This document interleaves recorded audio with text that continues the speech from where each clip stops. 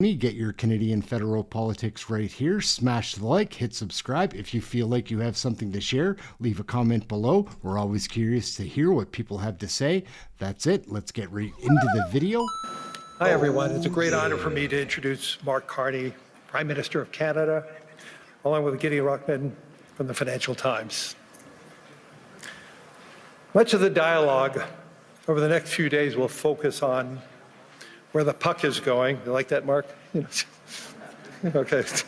Where the puck is going next in the global economy, which makes this a fitting moment to introduce a former hockey player, the Prime Minister of Canada, Mark Carney. The ability to remain calm in fast-moving, high-pressure moments has defined Mark's career. In 2008, he led the Bank of Canada and helped steer his economy through the worst market turmoil in all our lives, in our generation. In the aftermath of Brexit, he became the first non-Brit to serve as a governor of the Bank of England. And last year, he was elected very deservingly as Prime Minister for Canada at what may be one of the most pivotal moments in modern Canadian history. Today, Prime Minister Carney is focused on making Canada a place where it's easier to build, simpler to trade, smarter to invest in, and build more unity across its nation. For 41 million Canadians, the world's 10th largest economy, he is a steady and thoughtful leader, and I am proud to call him a friend. Please join me in welcoming Prime Minister of Canada, Mark Carney.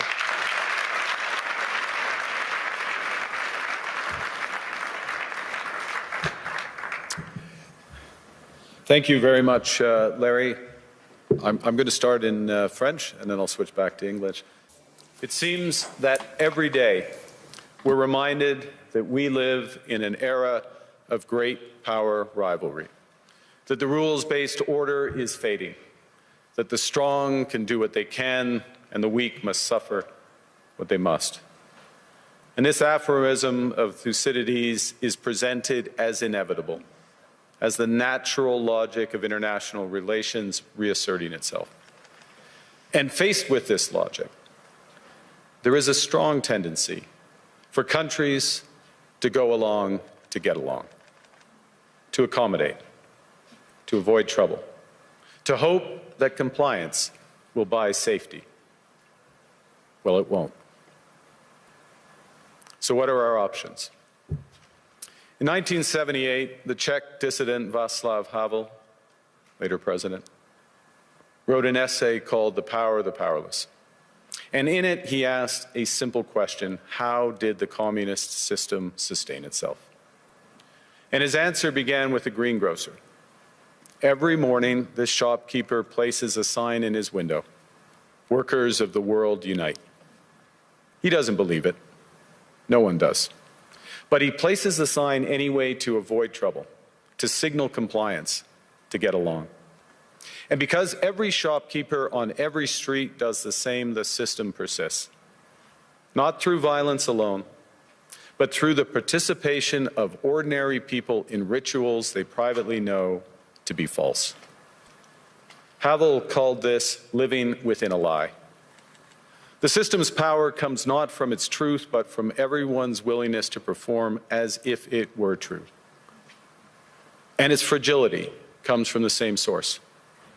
When even one person stops performing, when the greengrocer removes his sign, the illusion begins to crack. Friends, it is time for companies and countries to take their signs down. For decades,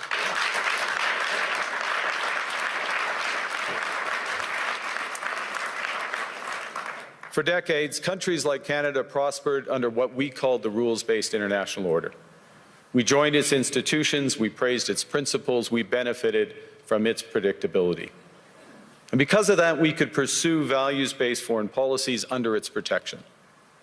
We knew the story of the international rules-based order was partially false, that the strongest would exempt themselves when convenient, that trade rules were enforced asymmetrically. And we knew that international law applied with varying rigor depending on the identity of the accused or the victim. This fiction was useful, and American hegemony in particular helped provide public goods, open sea lanes, a stable financial system, collective security, and support for frameworks for resolving disputes. So we placed the sign in the window. We participated in the rituals, and we largely avoided calling out the gaps between rhetoric and reality. This bargain no longer works. Let me be direct.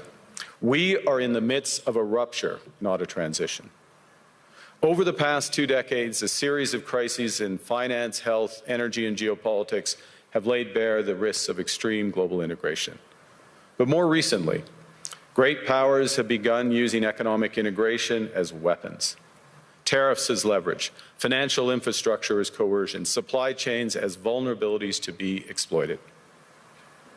You cannot live within the lie of mutual benefit through integration when integration becomes the source of your subordination. The multilateral institutions on which the middle powers have relied, the WTO, the UN, the COP, the architecture, the very architecture of collective problem solving are under threat. And as a result, many countries are drawing the same conclusions, that they must develop greater strategic autonomy in energy, food, critical minerals, in finance and supply chains. And this impulse is understandable. A country that can't feed itself, fuel itself, or defend itself has few options. When the rules no longer protect you, you must protect yourself. But let's be clear-eyed about where this leads. A world of fortresses will be poorer, more fragile, and less sustainable. And there's another truth. If great powers abandon even the pretense of rules and values for the unhindered pursuit of their power and interests, the gains from transactionalism will become harder to replicate. Hegemons cannot continually monetize their relationships. Allies will diversify to hedge against uncertainty. They'll buy insurance, increase options in order to rebuild sovereignty. Sovereignty that was once grounded in rules but will increasingly be anchored in the ability to withstand pressure. This room knows this is classic risk management.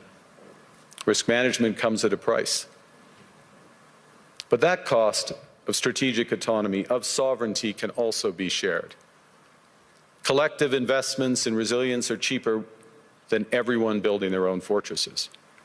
Shared standards reduce fragmentations. Complementarities are positive sum. And the question for middle powers like Canada is not whether to adapt to the new reality. We must. The question is whether we adapt by simply building higher walls or whether we can do something more ambitious. Now, Canada was amongst the first to hear the wake-up call, leading us to fundamentally shift our strategic posture. Canadians know that our old, comfortable assumptions that our geography and alliance memberships automatically conferred prosperity and security, that assumption is no longer valid.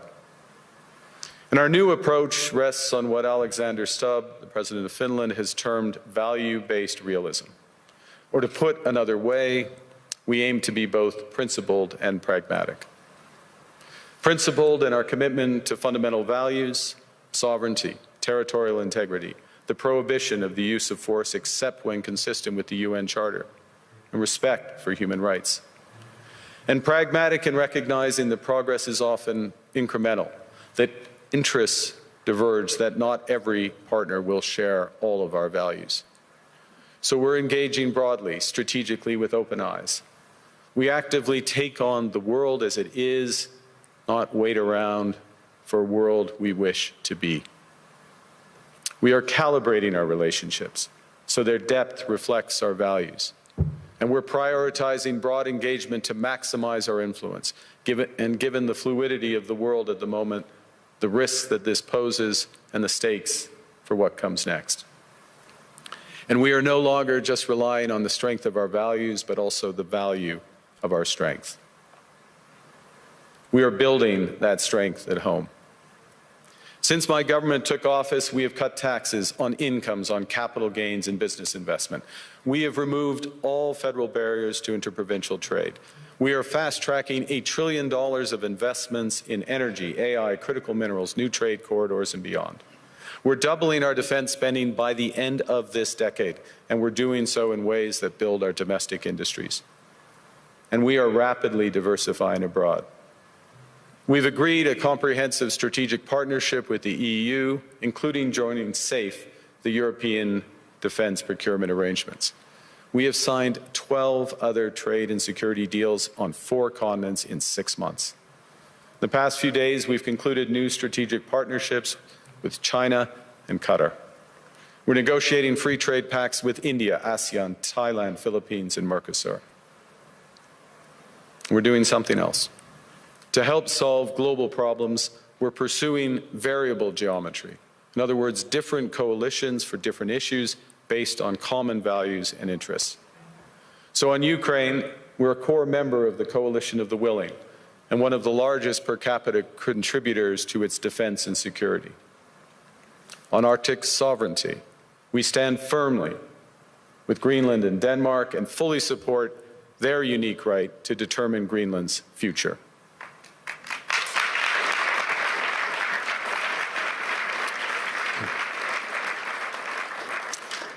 Our commitment to NATO's Article 5 is unwavering. So we're working with our NATO allies, including the Nordic-Baltic Gate, to further secure the alliance's northern and western flanks, including through Canada's unprecedented investments in over-the-horizon radar, in submarines, in aircraft, and boots on the ground, boots on the ice. Canada strongly opposes tariffs over Greenland and calls for focused talks to achieve our shared objectives of security and prosperity in the Arctic. On plurilateral trade, we're championing efforts to build a bridge between the Trans-Pacific Partnership and the European Union, which would create a new trading bloc of 1.5 billion people. On critical minerals, we're forming buyers' clubs anchored in the G7 so that the world can diversify away from concentrated supply. And on AI, we're cooperating with like-minded democracies to ensure that we won't ultimately be forced to choose between hegemons and hyperscalers. This is not naive multilateralism, nor is it relying on their institutions. It's building coalitions that work, issues by issue, with partners who share enough common ground to act together. In some cases, this will be the vast majority of nations. What it's doing is creating a dense web of connections across trade, investment, culture, on which we can draw for future challenges and opportunities. Argue the middle powers must act together because if we're not at the table, we're on the menu. But I'd also say that great powers can afford for now to go it alone. They have the market size, the military capacity, and the leverage to dictate terms. Middle powers do not. But when we only negotiate bilaterally with a hegemon, we negotiate from weakness. We accept what's offered. We compete with each other to be the most accommodating. This is not sovereignty. It's the performance of sovereignty while accepting subordination. In a world of great power rivalry, the countries in between have a choice: compete with each other for favor, or to combine to create a third path with impact. We shouldn't allow the rise of hard power to blind us to the fact that the power of legitimacy, integrity, and rules will remain strong if we choose to wield them together. Which brings me back to Havel. What does it mean for middle powers to live the truth? Well, first, it means naming reality. Stop invoking rules-based international order as though it still functions as advertised. Call it what it is, a system of intensifying great power rivalry where the most powerful pursue their interests using economic integration as coercion. It means acting consistently, applying the same standards to allies and rivals. When middle powers criticize economic intimidation from one direction but stay silent when it comes from another, we are keeping the sign in the window. It means building what we claim to believe in. Rather than waiting for the old order to be restored, it means creating institutions and agreements that function as described. And it means reducing the leverage that enables coercion. That's building a strong domestic economy. It should be every government's immediate priority. And diversification internationally is not just economic prudence, it's a material foundation for honest foreign policy, because countries earn the right to principled stands by reducing their vulnerability to retaliation. So Canada. Canada has what the world wants. We are an energy superpower. We hold vast reserves of critical minerals. We have the most educated population in the world. Our pension funds are amongst the world's largest and most sophisticated investors. In other words, we have capital, talent.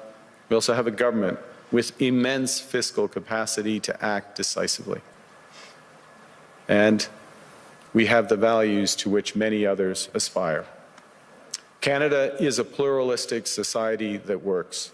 Our public square is loud, diverse, and free. Canadians remain committed to sustainability. We are a stable and reliable partner in a world that is anything but. A partner that builds and values relationships for the long term. And we have something else.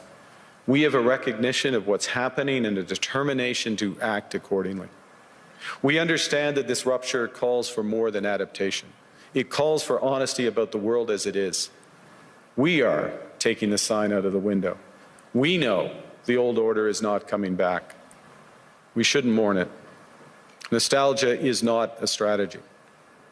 But we believe that from the fracture, we can build something bigger, better, stronger, more just. This is the task of the middle powers. The countries that have the most to lose from a world of fortresses and the most to gain from genuine cooperation. The powerful have their power. But we have something too. The capacity to stop pretending, to name reality, to build our strength at home, and to act together. That is Canada's path. We choose it openly and confidently, and it is a path wide open to any country willing to take it with us. Thank you very much.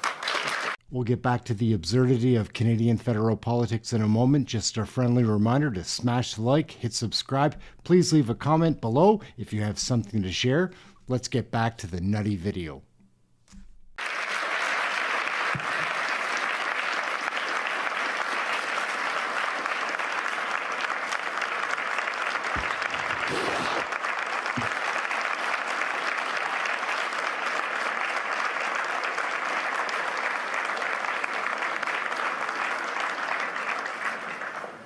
Well, thank you, Prime Minister. I don't think I've seen many standing ovations at Davos, so that was interesting. You said, there was a phrase in your speech where you said sovereignty now is the ability to withstand pressure. Isn't Canada almost uniquely vulnerable to pressure because of the extent of your trade dependence on the United States? Well, the proof is that we have been able to withstand the pressure, and there has been considerable pressure. I'll give you a couple of facts. We've actually created more jobs since the tariffs were put on than the United States in absolute number. Economy is growing at the second fastest rate within the G7. That's not there are pockets of extreme pressure without question in Canada. But headline, we're reacting. The second thing, and it's a fundamental point, is the recognition that we can give ourselves far more than any foreign country can take away. There's lots of efficiencies in having one Canadian market, the $1 trillion of domestic investment, and building these partnerships abroad, all of which are bigger returns than what's been lost. That's not to say we would rather not lose it, but we can withstand the pressure, and we are. And I was interested that you said basically the old world's not coming back. So you're not seeing this as a period where you just have to get through and normalcy will return.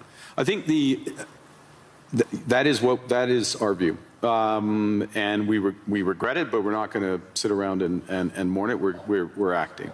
And we're acting in a way, both that's in our interests, but we believe in a way with others that's building imperfectly in steps a new system. I'll give you one example and hand back, which is we are members of trade agreements that comprise already 1.4 billion people around the world. So we have the most extensive network. We are trying with others to bring some of those networks together. The most prominent example is the Trans-Pacific Partnership in the EU, acting as a bridge. It's not a direct benefit for Canada, but it is a benefit for Canada that these groups come together, and Ngozi is here, consistent with the WTO rules, both of which are, and in that way we're building back out amongst willing partners. And you talked about the need not to put the sign in the window anymore, to pretend that things are still the same. Do you think, to put it directly, that the NATO alliance is still doing that, still pretending it's the old transatlantic partnership, when it's really kind of going? Well, I think clearly NATO is experiencing a test right now, and the first response to that test has to be to respond in a way that ensures the security of the Arctic in a robust way for all possibilities. This is actually a point that we have been making in recent years. It's a point that I made at the NATO summit back in June, which seemed like a pledging summit, but also was to get NATO policies in the right direction. So I think in the immediate term, one of the imperatives is to reinforce things that Canada is doing, Nordic-Baltic 8 are doing, the UK are doing, other NATO partners, France included, in a comprehensive way that provides much greater security in the Arctic.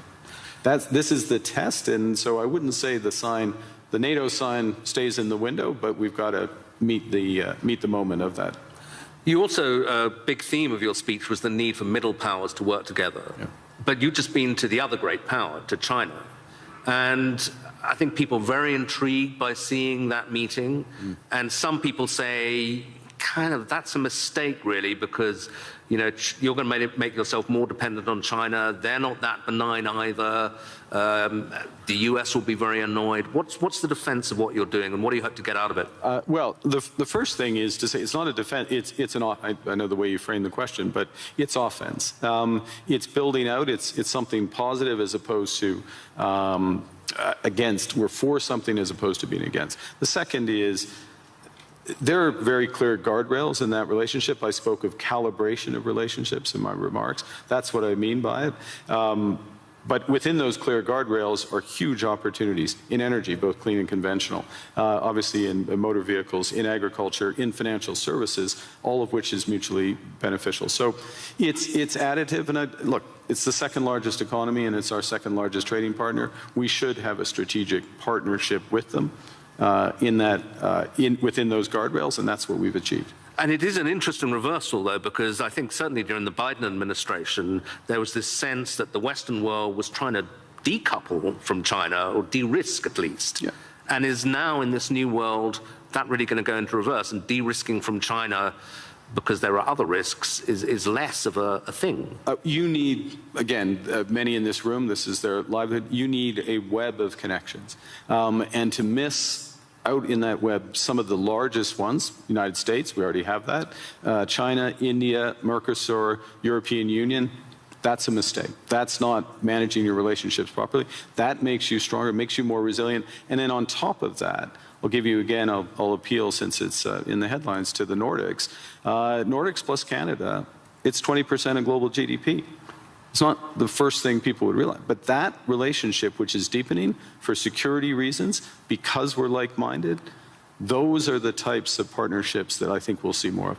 And you got a round of applause when you said something strong about standing on principle on Greenland. Do you think we can find an off-ramp on that? I mean, I'm sure you'll speak of it, but put it this way, if there isn't an off-ramp, where does this go?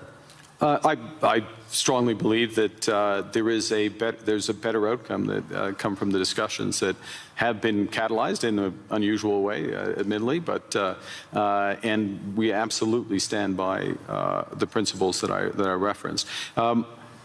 That solution starts with security, and a security, yes, of Greenland, but more broadly of the Arctic.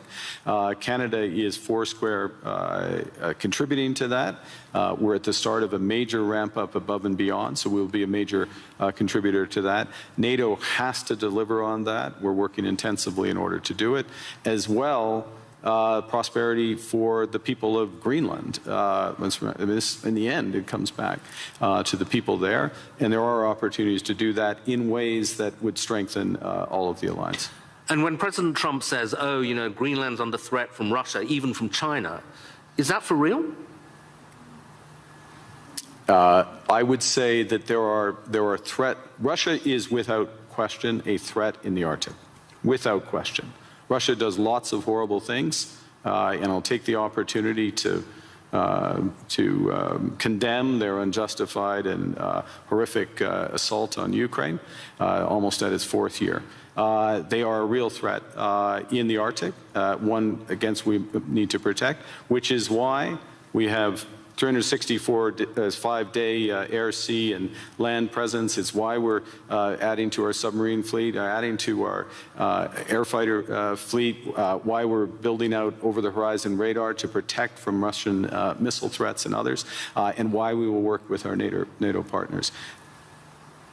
The threat is more prospective than actual at this stage in terms of actual activity in the Arctic, and we intend to keep it that way.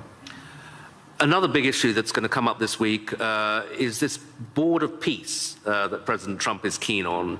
I'm not sure whether it's for Gaza or for the entire world, but apparently Canada's been invited. Are you going to join?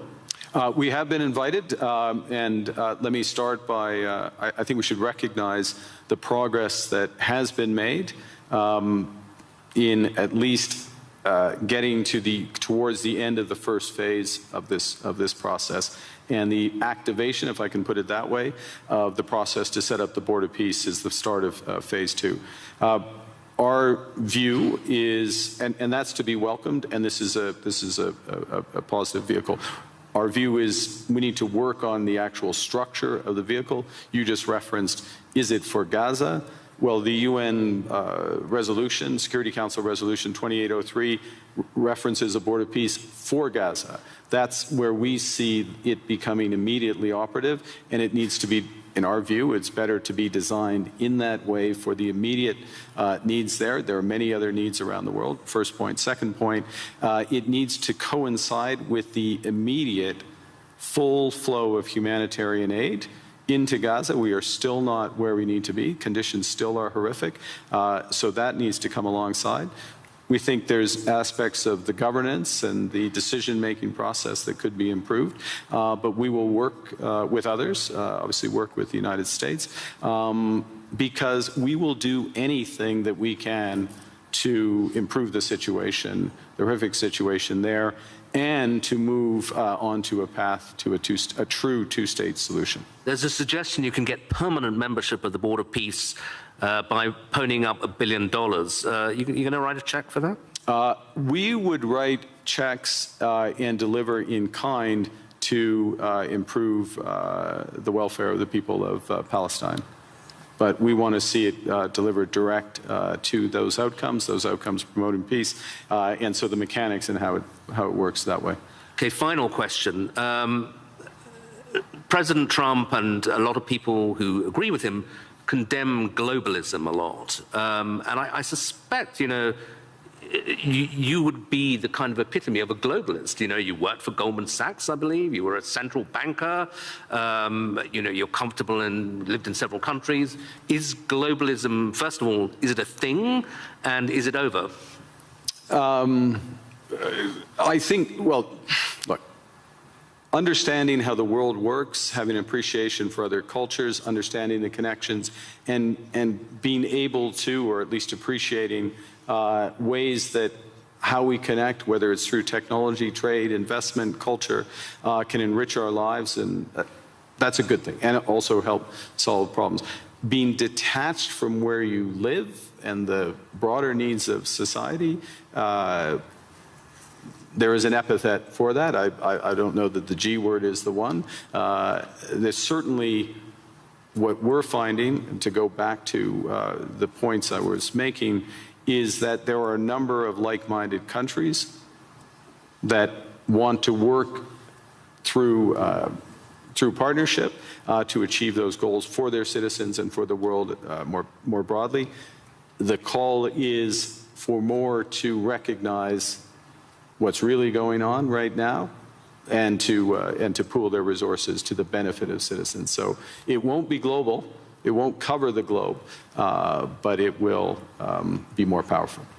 Okay, Prime Minister, thank you very much indeed. Very much.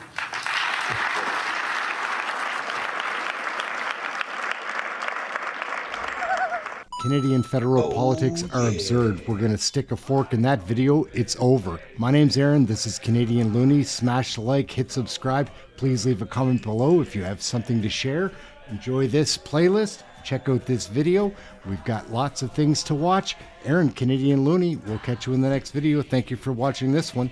Ciao for now.